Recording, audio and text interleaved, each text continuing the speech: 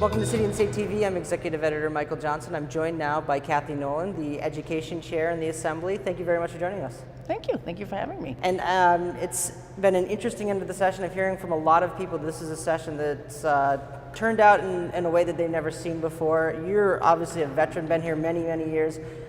Well, how do you rate this session compared to others? You know, I will say this, the legislature itself, the process of democracy, of representational democracy is actually bigger than any one of us. So I've seen, I was just telling someone when Judge Wackler, had to leave, and I was around even going all the way back when, may he rest in peace, Donald Maness, killed himself. So there's been many traumatic things that have happened in politics. But in the end, the process, which is that the people elect people to come here and make decisions on their behalf, continues. So I actually don't think it's been personally very stressful year. I'm close to Speaker Silver. I wish him the best. I still can't quite wrap my mind around what's happened, and I'm sure there are many people who are close to Senator Skelos who feel the same way. But in the end, what makes it so interesting, and why I guess I'm still here so many years of my life, is that there's something about the process of a democracy that it continues no matter who's here. Just like when I leave, someone will take my place. It's very interesting, actually. Inside the conference, have things changed dramatically, or do you feel like there was just a sense of how things have already kind of always operated? No, I think Speaker Hasty has worked really hard to reflect the views of the conference, and I really give him a lot of credit for that. I think he's worked hard to even encourage newer people to speak up, and I think that's fine. And I think he's done a good job at reflecting the concerns of the well over 100 Democrats who make up the majority in the Assembly. I know you specifically have a bill that you want to get done that you actually have been working with John Flanagan on when he was the Education Chair to extend the teacher evaluator, the period of time that schools can get ready for the teacher evaluation system. Right now it's mid-November. I think they have to be ready.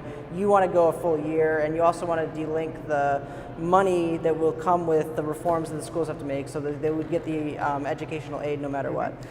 Where does that bill stand in this negotiation process? Are you optimistic that your bill is going to pass, or do you think there's going to be some compromise? Our bill actually passed the Assembly. 7303A passed the Assembly, and we have certainly lots of points of agreement with the Senate. So it's really a question, if there is a larger agreement, will some modification of that bill or our bill go over in the Senate? I'd love to see our bill pass in the Senate just as it's written, but there's always some room for compromise, and that's the way it should be, because in the end, we're reflecting the views of the people who send us here.